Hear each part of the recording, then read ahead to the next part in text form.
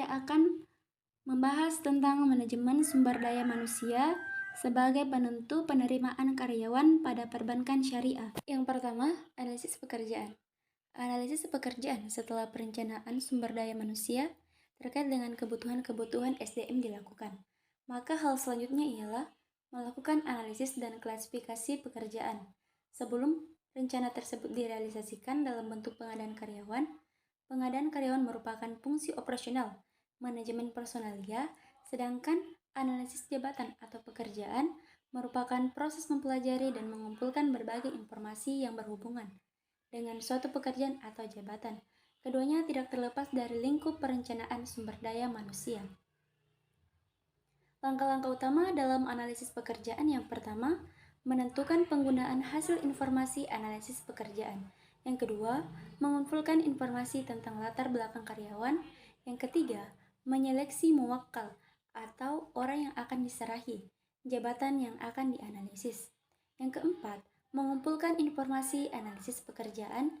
Yang kelima, meninjau informasi dengan pihak-pihak berkepentingan. Yang keenam, menyusun uraian pekerjaan dan spesifikasi pekerjaan. Yang ketujuh, meramalkan atau memperhitungkan perkembangan perusahaan dengan analisis pekerjaan. Maka kita memperoleh informasi tentang uraian pekerjaan, uraian jabatan, spesifikasi pekerjaan, dan evaluasi pekerjaan pada perusahaan. Tujuan analisis pekerjaan. Analisis pekerjaan penting dilakukan sebelum diadakan perekrutan tenaga kerja. Adapun tujuannya yang pertama, memperoleh tenaga kerja pada posisi yang tepat.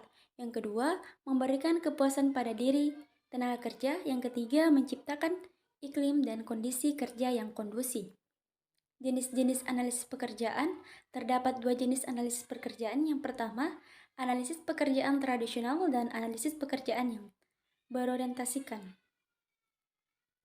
Perencanaan sumber daya manusia. Perencanaan atau planning adalah suatu proses untuk menentukan rencana atau program kegiatan. Suatu perencanaan selalu berkaitan dengan tujuan. Perencanaan membantu kita untuk mengetahui apa yang harus dilakukan. Perencanaan tidak dapat dibuat secara tergesa-gesa dalam perbankan syariah, namun memerlukan waktu yang cukup. Tujuan perencanaan sumber daya manusia.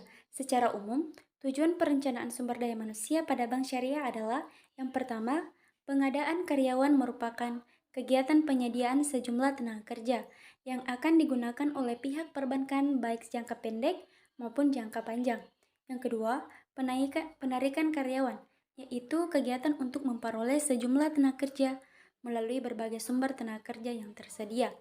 Yang ketiga, memperbaiki sumber daya insani yang bertujuan untuk meningkatkan kualitas sumber daya manusia yang ada dalam bank melalui kegiatan pelatihan dan pengembangan atau melalui transfer serta promosi karyawan. Nilai penting dari perencanaan sumber daya insani di dunia perbankan disebabkan berbagai alasan seperti antisipasi terhadap pembukaan cabang baru. Yang kedua, adanya pensiun normal karyawan, yaitu karena memang karyawan sudah memasuki usia pensiun sehingga harus dicari penggantinya. Yang ketiga, permintaan berhenti sendiri.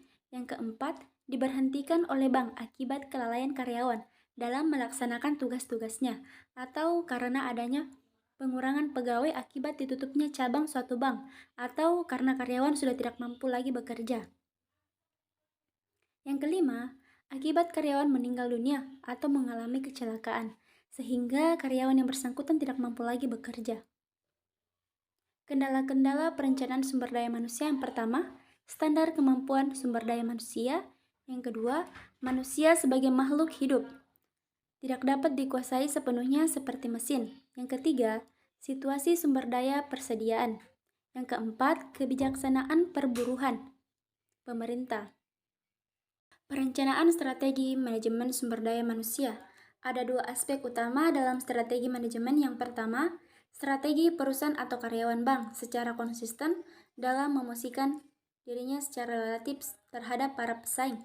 Yang kedua, strategi untuk mencapai tujuan perusahaan dalam lingkungan yang sedang dihadapi saat ini. Rekrutmen atau seleksi karyawan.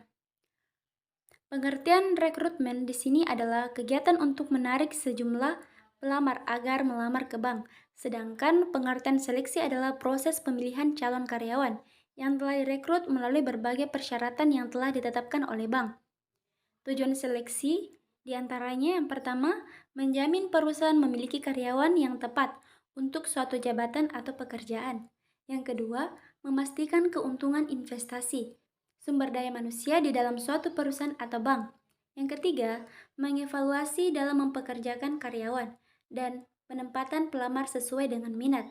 Yang keempat, memperkuat pelamar secara adil dan meminimalkan diskriminasi terhadap pelamar. Yang kelima, memperkecil munculnya tindakan buruk karyawan yang seharusnya tidak diterima. Tahapan-tahapan seleksi bank secara umum: yang pertama, seleksi suatu lamaran. Yang kedua, wawancara awal.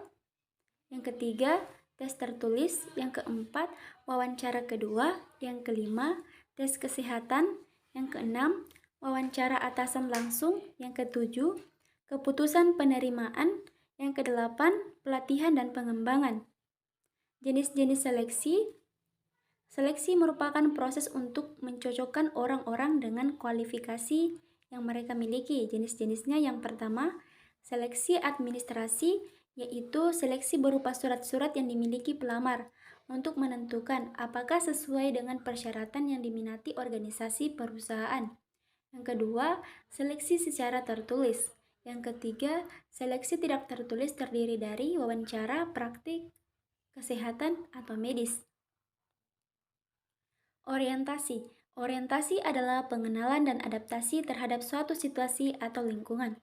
Dimaksud orientasi di sini adalah pengembangan dan pelatihan awal bagi para karyawan baru yang memberi mereka informasi bagi perusahaan, pekerjaan, maupun kelompok kerja. Pengenalan dan orientasi perlu diprogramkan karena adanya sejumlah aspek khas yang muncul pada saat seseorang memasuki lingkungan kerja yang baru. Tujuan orientasi menyiapkan mental bagi karyawan baru dalam menghadapi peralihan suasana dari lingkungan pendidikan ke lingkungan kerja yang nyata, menghilangkan hambatan psikologis dalam memasuki kelompok yang baru, mengenal secara singkat lingkungan pekerjaan yang baru. Manfaat orientasi. Yang pertama, mengurangi kecemasan karyawan.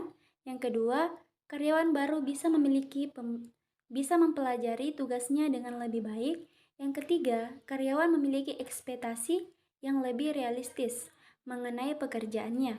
Yang keempat, mencegah pengaruh buruk dari rekan kerja atau atasan yang kurang mendukung. Yang kelima, karyawan baru menjadi lebih mandiri. Yang keenam, karyawan baru menjadi lebih baik. Tahapan-tahapan orientasi. Ada beberapa tahapan orientasi yang penting dilakukan. Yang pertama, perkenalan. Yang kedua, penjelasan tujuan perusahaan. Yang ketiga, sosialisasi kebijakan. Yang keempat, jalur komunikasi. Yang kelima, proses monitoring. Tentunya pada awal bekerja, si pegawai baru sudah disosialisasikan target kerja yang harus dicapai.